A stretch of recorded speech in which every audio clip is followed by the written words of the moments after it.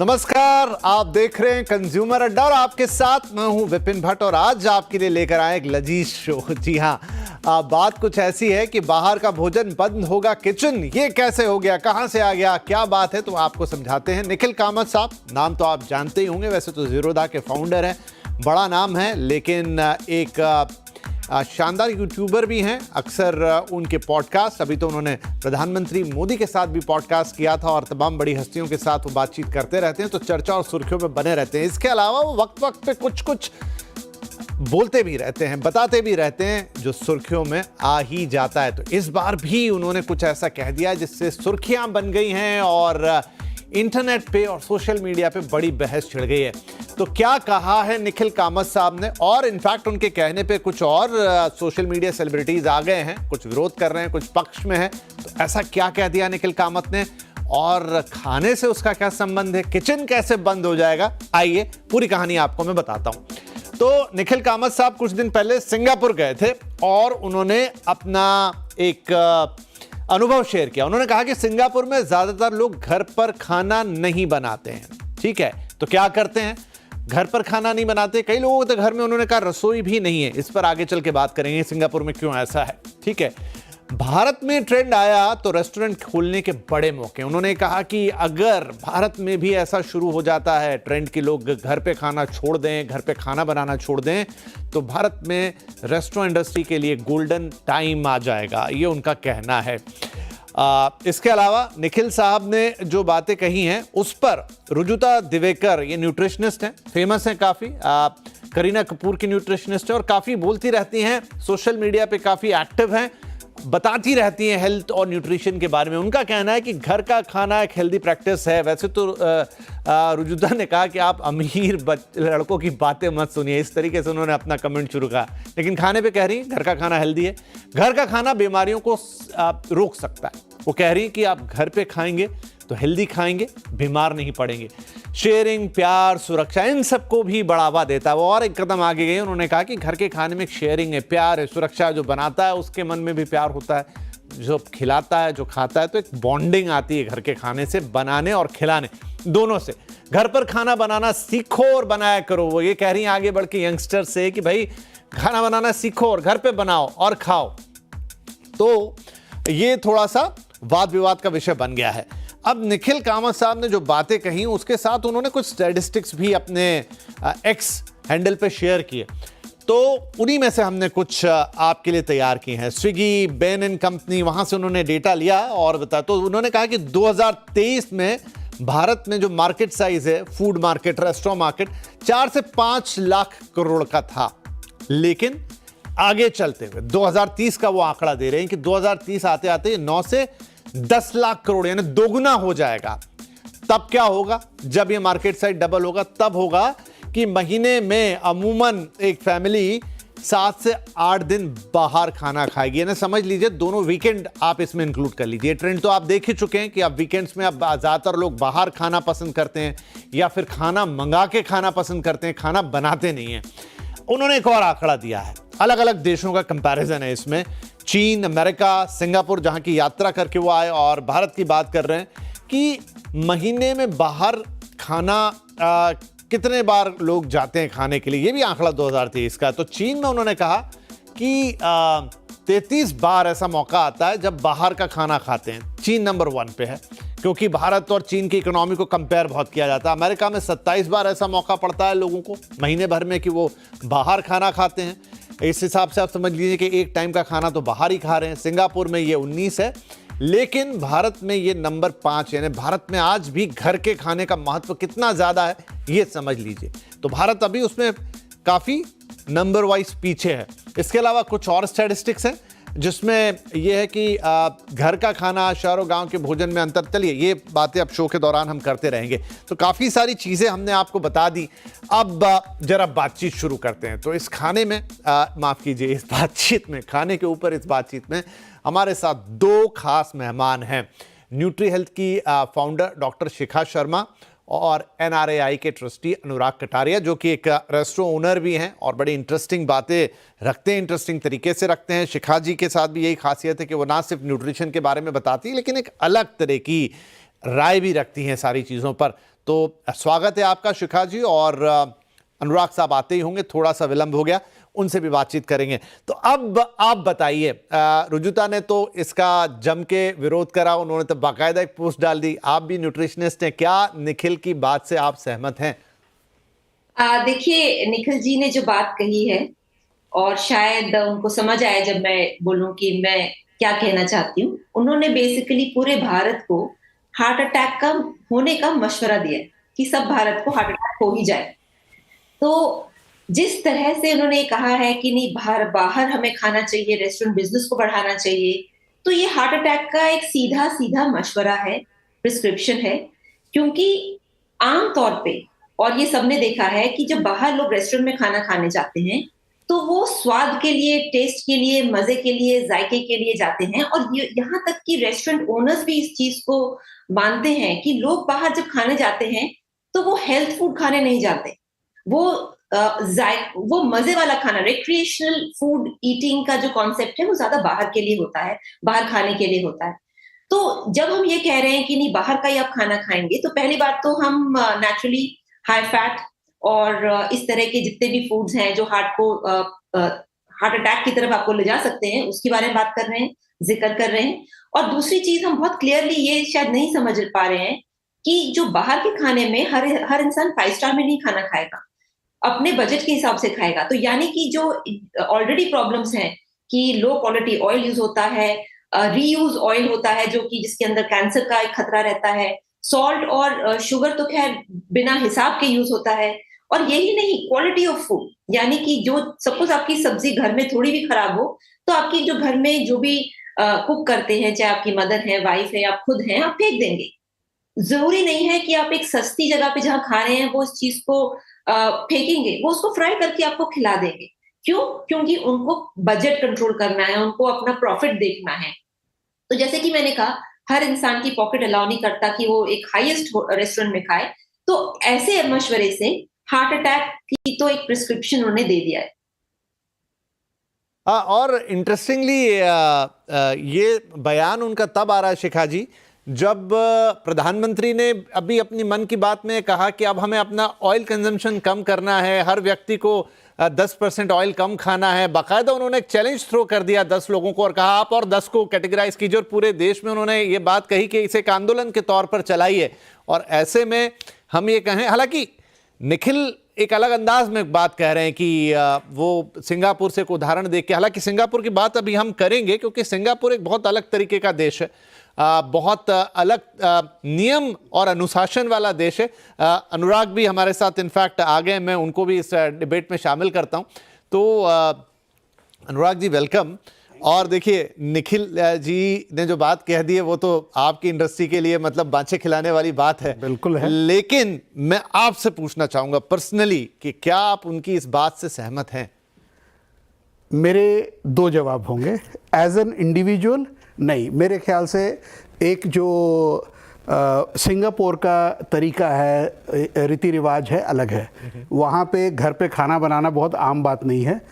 हम हिंदुस्तानियों के लिए घर का खाना एक बहुत ही अहम बात है। देखिए, जो फ्रीक्वेंसी ऑफ ईटिंग आउट है ना, वो इंडिया में काफ़ी बढ़ी है, from 4.3 times in a month to 6.9 times now, and it's growing. लेकिन आई थिंक वो जो 23-24 बार वहाँ खाते हैं, ये शायद संभव नहीं है। अब एज अ रेस्टोरेंटियर बोलूँगा तो मैं चाहता हूँ ऐसा हो, क्योंकि जितना कंजम्पशन बढ़ेगा उतना हमारे सेक्टर के लिए बहुत बढ़िया है। तो ये 2 बातें हैं मेरे ख्याल से। देखिए क्या है, सेक्टर का ग्रोथ बहुत अच्छी चीज़ है और होनी भी चाहिए, और शायद 23-24 बार तो बहुत ज़्यादा शायद अनहेल्दी हो जाएगा।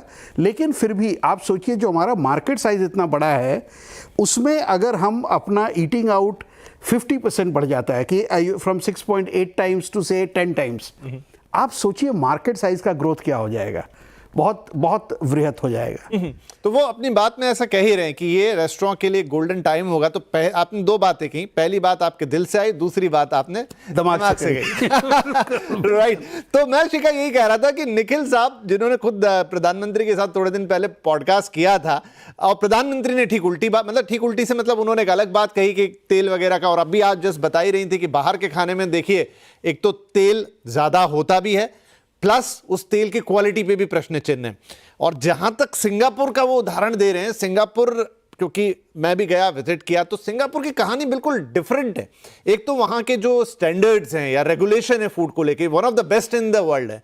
हमारे यहाँ मामला बहुत खराब है इस समय, अनफॉर्चुनेटली बहुत खराब है। आप कुछ कहना चाह रहे हैं? नहीं, एक्चुअली वहाँ पे ना रेगुलेशंस कम है, सिर्फ रेगुलेशंस ज्यादा है। मतलब जैसे भी मान ले, लेकिन अगर कोई नियम तोड़ता है तो फिर हाँ, तब बहुत ज्यादा उनके ऊपर सजा है। तो और हमारे यहाँ उल्टा है, इतना ओवर रेगुलेटेड है कि आपको कुछ व्यापार करने के लिए भी सोचना पड़ता है। वो एक अलग तरीके के रेगुलेशन जिसकी आप बात कर रहे हैं, लेकिन क्वालिटी कंट्रोल में अगर वो नहीं है तो शिखा जी ऐसे में मतलब ये बड़ी थोड़ी विडंबनात्मक बात हो जाएगी, और इसीलिए शायद इतना बैकफायर भी हो गया सोशल मीडिया पर निखिल की बात पर। जी देखिए, पहले हमें ये समझना है कि जहां तक मैंने न्यूज पढ़ी थी कि उनके अपने जो को फाउंडर है उनका माइल्ड स्ट्रोक हुआ था कुछ समय पहले। और आई थिंक उस जनरली क्या होता है कि जब किसी का हेल्थ प्रॉब्लम आती है उसके बाद वो जागरूक हो जाते हैं और वो हेल्दी खाना शुरू करते हैं। और ये कोई रॉकेट साइंस नहीं है, ये बहुत कॉमन सेंसिबल चीज है कि भाई अगर आपकी हेल्थ में कोई प्रॉब्लम आई है तो आप अपने खाने पीने की तरफ जागरूक हो जाएंगे, हेल्दी खाएंगे, ज्यादा फल खाएंगे, ज्यादा फ्रूट सब्जी और इस तरह की चीजें, सैलेड ज्यादा खाएंगे। तो ये मेरे लिए बहुत ही सरप्राइजिंग है कि इन्होंने ऐसा कहा है, क्योंकि नॉर्मली क्या होता है कि जो लोग कभी कभी उनको हेल्थ प्रॉब्लम नहीं हुई होती अपने में, अपने परिवार में, तो वो ऐसी चीजें बोलते हैं कि जैसे नॉर्मली टीनेजर्स होते हैं, उनको फ्रूट खिलाने में, वेजिटेबल्स खिलाने में दिक्कत होती है परिवार वालों को, उनको बहुत समझाना पड़ता है कि आप हेल्दी फूड खाइए क्योंकि आपके लिए लॉन्ग टर्म बेहतरीन है। क्योंकि उनको पसंद है कि भाई हम कुछ ऑर्डर कर दें और बिल्कुल फ्राइड, तला हुआ, चिप्स, ये वो सब वो खाते हैं, but that is lack of maturity. तो फर्स्टली आई वुड से कि एक हेल्दी फूड खाना, क्योंकि आप बाहर जब जाएंगे 300 या 400 की प्लेट में आप फ्रूट खा के नहीं आएंगे। ये बहुत एक नॉर्मल सा बिहेवियरल पैटर्न है। आप क्या खाएंगे? द हेवीएस्ट, उसमें चीज होना चाहिए, हेवीएस्ट ऑयल होना चाहिए, तला हुआ होना चाहिए, हेवी होना चाहिए, यानी पेट एकदम। सो एक जो बिहेवियर साइंस है, आई थिंक वो शायद लोग नहीं रियलाइज करते हैं कि there is a human behavioural science. तो उसके अकॉर्डिंग जब आप देखें, जब आप घर में एक सस्ता आपका और एक बहुत ही हाई क्वालिटी खाना मिलता है और एक हेल्थ फूड मिलता है, क्योंकि आप इंग्रेडिएंट को भी पहचान रहे हैं और आप कुकिंग प्रोसेस पे आपका पूरा कंट्रोल है।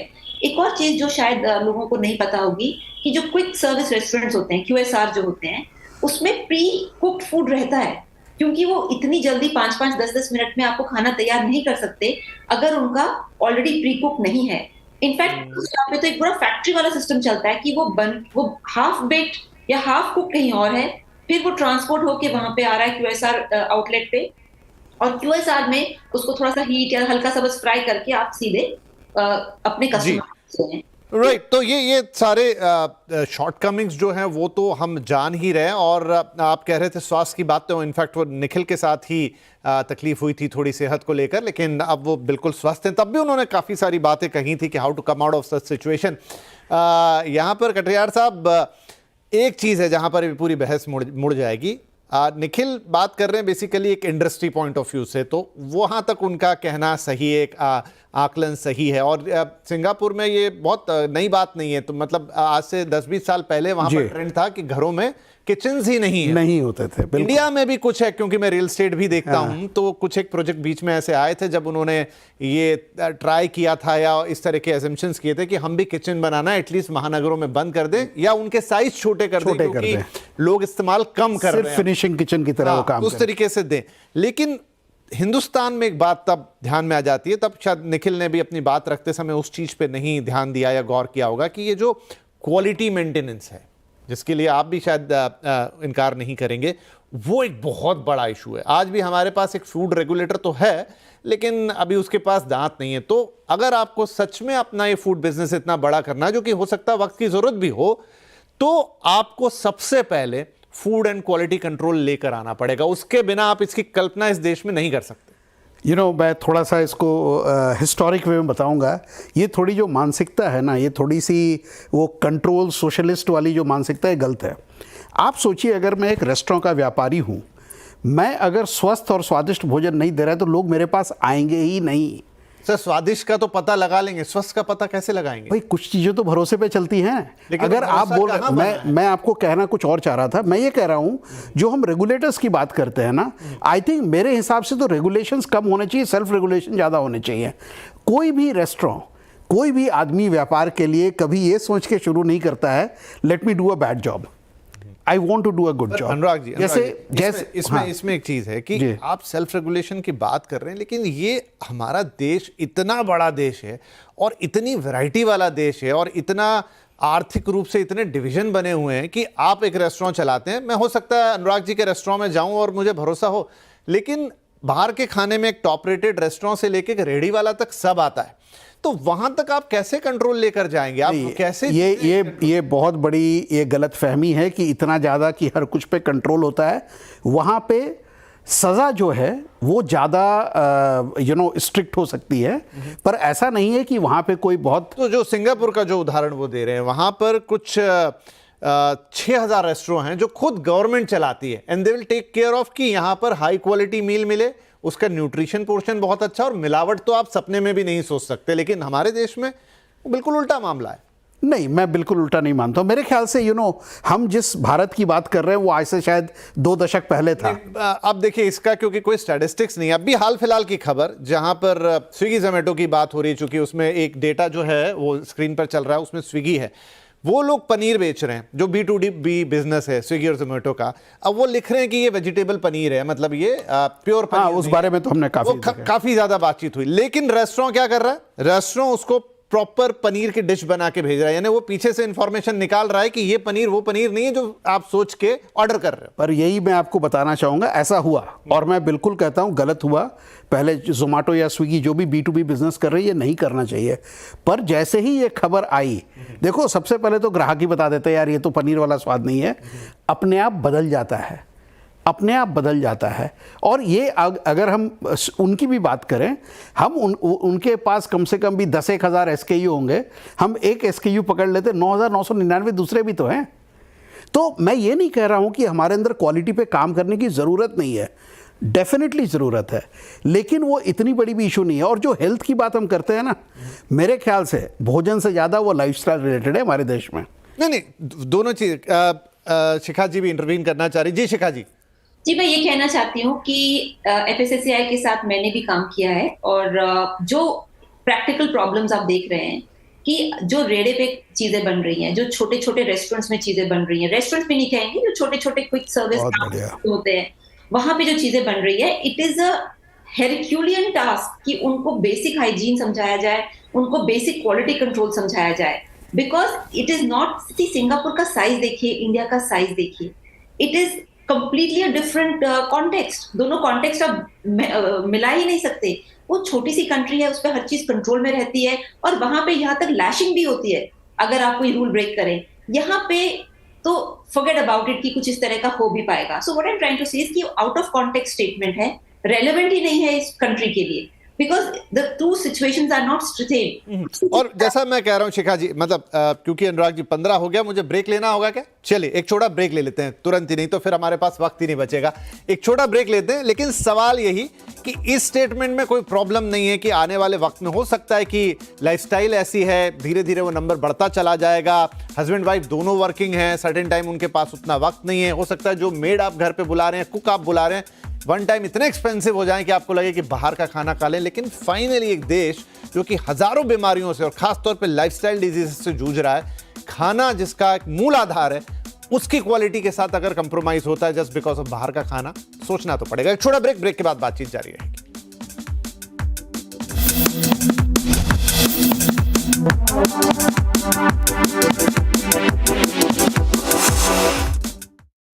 Welcome back. बाहर का भोजन क्या बंद होगा किचन? और निखिल कामत साहब ने बहस सी छेड़ दी भारत के अंदर की। सिंगापुर का उदाहरण उन्होंने दिया कि वहां तो लोग ज्यादातर बाहर का खाना खाते हैं, इनफैक्ट कई लोगों के घर में किचन ही नहीं होते, और भारत में आने वाले वक्त में कुछ ऐसा नजारा दिखेगा या दिखा तो भारत में रेस्टोरेंट इंडस्ट्री के लिए बहुत अच्छी बात होगी।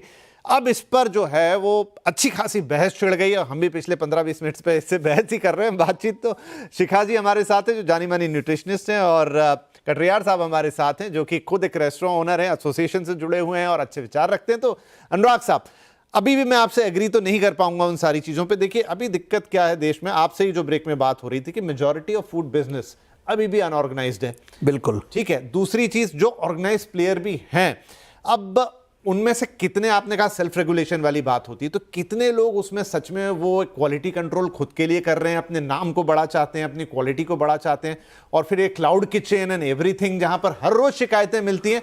तो एक बहुत मिक्स सी चीज हो गई है, आपके पास कोई क्लियर डेफिनेशन नहीं। आज मुझे ही मान लीजिए सोचना है कि मैं हेल्दी और अच्छा खाना चाहना चाहता हूं, क्या मेरे पास कोई एक परफेक्ट जगह, मेरे अनुभव के आधार पर छोड़ दीजिए, लेकिन क्या मेरे पास कोई ऐसी स्टैंडर्डाइज जगह है जहां पर मुझे लगे कि हाँ मेरा खाना यहां से गलत आएगा ही नहीं?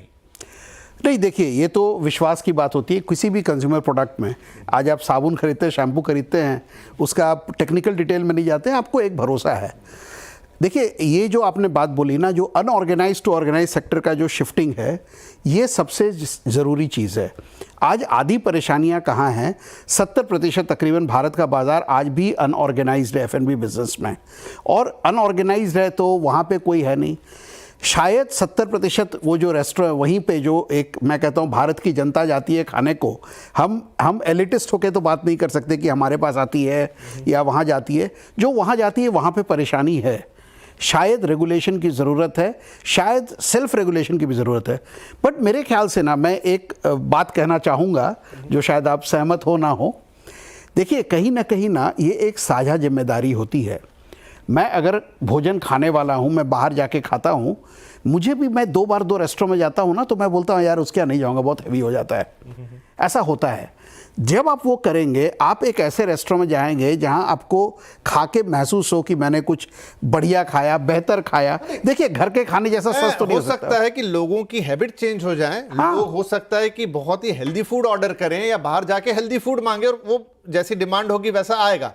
लेकिन बात यह है, इसके लिए शिखा जी मैं आपके पास, मैं एक्चुअली परेशानी का सबब बताने वाला था। क्या है, जो ये एडवेंट ऑफ क्लाउड किचन, सब मेरे व्यापार के लोग हैं, लेकिन मैं बता रहा हूँ, और उसके ऊपर से जो ये 10 मिनट डिलीवरी, 15 मिनट में खाना, this is where the problem is most acute. वही वो बात कह रही थी कि प्री कुक्ड फूड रहता है, उसको गर्म करके भेज देते हैं और आपको नहीं पता है, आप बस स्वाद के लिए और शायद वक्त की कमी के चलते खा लेते हैं। तो मैं भी ये कह रहा हूँ शिखा जी, हो सकता है कि आने वाले वक्त में खाने के लिए समय ना मिलना, उतना मौका ना मिलना, लाइफस्टाइल के कारण, वो एक अलग बात है। हो सकता है निखिल उस दायरे में रह के बात कर गए, लेकिन बात वही है कि जहां से मैं मंगा रहा हूं, जो मैं खा रहा हूं, चलिए मैं तो बहुत healthiest of the food order करूं कि मुझे किनोआ का ही आप उपमा बना के भेज दीजिए, लेकिन क्या वो किनोआ का उपमा सही ढंग से, सही जगह से, साफ सुथरी जगह से, प्रॉपर जितने भी स्टैंडर्ड्स होते हैं, उसको तो आपको मैनेज करना होगा, जो अभी हम बहुत पीछे हैं। मैं आपसे बिल्कुल सहमत हूँ। Recently I went to a restaurant, और मैं उसका नाम नहीं लूंगी, और वहां पे मैंने ऑर्डर किया सूप विद डम्पलिंग्स। उनके डम्पलिंग्स में एक बाल निकला। सो द क्वेश्चन इज कि वो अच्छा रेस्टोरेंट था, ऐसा नहीं है कि जहाँ पे कि मैं कोई ऑर्डिनरी रेस्टोरेंट में गई थी। क्यों? बिकॉज जो लास्ट माइल जो है वहां पे, वो अंडर एज जो होते हैं, वो लोग कुकिंग के प्रोसेस में इन्वॉल्व होते हैं, वो लोग एक क्वालिटी के शेफ नहीं रखते हैं। So what I am trying to say is कि इवेंचुअली ये एक बहुत ही डेंजरस आइडिया है, बिकॉज जो घर में खाना बनता है वो आपकी निगरानी में बनता है, और स्पेशली रॉ मटेरियल आपकी निगरानी में होता है। The critical thing is raw material and processing. और ये कहना कि भाई हम काम कर रहे हैं इसलिए हमें खाने का समय नहीं है खाने का, ये बिल्कुल आप विपरीत जा रहे हैं। क्योंकि हेल्थ में mindful eating and fresh cooking is one of the biggest I would से फाउंडेशंस ऑफ हेल्थ। और अगर हेल्थ नहीं है, और अगर आपने जो कमाया है वो आपको हॉस्पिटल में ही लगाना है, तो वो माइंडसेट बिल्कुल अलग है। इनफैक्ट रुजुता ने भी अपनी बात में कहा कि खाना बनाना नहीं आता है तो खाना बनाना सीखिए और घर पे बनाना शुरू कीजिए। शिखा जी के भी विचार वैसे ही हैं। अनुराग साहब, अगेन दिस थिंग कि अगर आगे चल के क्या होगा, क्या नहीं, स्टैटिस्टिक्स हैं, और हो सकता है कि उसमें से वो प्रोजेक्शन दे रहे हैं 2030 का कि तब ऑलमोस्ट इंडिया में 10 लोग या 12 लोग बाहर खाएंगे। अभी तो वो 5 है, 2023 का आंकड़ा है कि अभी 5 लोग महीने में 5 बार बाहर जाते हैं, माफ कीजिए, महीने में 5 बार। हमारी जो NRAI की इंडिया फूड सर्विस रिपोर्ट जो हर 3 साल में बनाते हैं, उसके हिसाब से 6.9 टाइम्स। चलिए तो 6.9, 7 पकड़ लेते हैं हम, 7 पकड़ लेते हैं। वो आगे बढ़ेगा भी क्योंकि वो एक रिक्वायरमेंट है। लेकिन उसमें जब अभी देखिए कि हम कितना सारा स्ट्रगल कर रहे हैं on the terms of health. प्रधानमंत्री कह रहे हैं कि अपने खाने में से तेल कम कीजिए, चीनी कम कीजिए, नमक कम कीजिए, और देखिए बाहर की चीजों में तो स्वाद देने की कोशिश होती है, बिल्कुल होती है, और आपका पर्पस भी वही होता है। तो इवेंचुअली आप अगर वहां जाएंगे, नमक, चीनी, ऑयल ज्यादा खाएंगे तो वो वैसे ही खराब है। ऊपर से अगर क्वालिटी का कंट्रोल नहीं तो फिर वो मामला और खराब हो जाएगा। देखिए, ये तो बहुत सीधी सी बात है। अगर चाहे वो आपका घर हो, चाहे कोई रेस्टोरेंट हो, चाहे कोई क्लाउड किचन हो, अगर क्वालिटी पे ध्यान नहीं है तो वो बुरा है। मैं तो कई घर ऐसे जानता हूँ जहाँ के पराठे देख लूँ तो उसको देख के लगता है दे आर आर्टरी क्लॉगर। तो ये तो बिल्कुल आपकी सही बात है। दूसरा, इसमें कोई शक नहीं, घर पे जिस तरीके से आप खाना बनाते हैं या खिलाते हैं, भाई वो चीज़ रेस्टोरेंट में तो आएगी नहीं। एक डोमेस्टिक और एक कॉमर्शियल किचन में इतना फ़र्क रहेगा और ये मान के चलना पड़ेगा। This is where I am gonna repeat, अगर कंज्यूमर को ये लगने लग जाए मुझे यहाँ का खाना सिर्फ स्वादिष्ट नहीं बट खाने के बाद आफ्टर इफेक्ट भी बढ़िया लगता है और I want to patronise it, वो शायद सबसे अच्छा सोल्यूशन होगा। हाँ, लेकिन मान लीजिए मैं वहां नहीं हूं, कहीं और हूं और बाहर का खाना, तो फिर अगेन वो क्वेश्चन। खैर चलिए, क्योंकि समय समाप्त हो गया, बहस लंबी है, बड़ी है, इंपॉर्टेंट है, किसी दिन फिर से और बातचीत इस पे करने की जरूरत होगी, लेकिन एक छोटे से उदाहरण के साथ इसको खत्म करता हूं। भारत में ऑटो रिवॉल्यूशन भी आया, बढ़िया है, बहुत गाड़ियां बिकी, बहुत लोगों को सुविधा हुई, लेकिन शायद उसके हिसाब से हमारा इंफ्रास्ट्रक्चर तैयार नहीं हुआ। हालत सड़कों की देखिए, पार्किंग की देखिए, ये तो आंख से दिख जाता है। ये खाने की बात है। खाने में भी अगर आप इतने बड़े होंगे, विराट होंगे, तो पहले इंतजाम कीजिए पार्किंग और सड़कों का, मतलब अच्छे रेगुलेशन का, क्योंकि यहां सड़कों पे जाम लग जाएगा, थोड़ा समय जाएगा, लेकिन वहां शरीर के अंदर कुछ बिगड़ गया, स्वास्थ्य के ऊपर कुछ हुआ, तो फिर पूरा जीवन दांव पर है। उम्मीद करते हैं आगे इस पर और चीजें होंगी। खैर, एक बहस छेड़ दी निखिल जी ने, तो आज हमने भी बात की। बहुत बहुत अनुराग साहब, धन्यवाद निकाल के यहाँ आने के लिए। Anshika madam, thank you very much, और बातचीत इस पर हम जारी रखेंगे, फिर किसी दिन बैठेंगे, फिर और आगे बात करेंगे। फिलहाल के लिए शुक्रिया, नमस्कार। नमस्कार।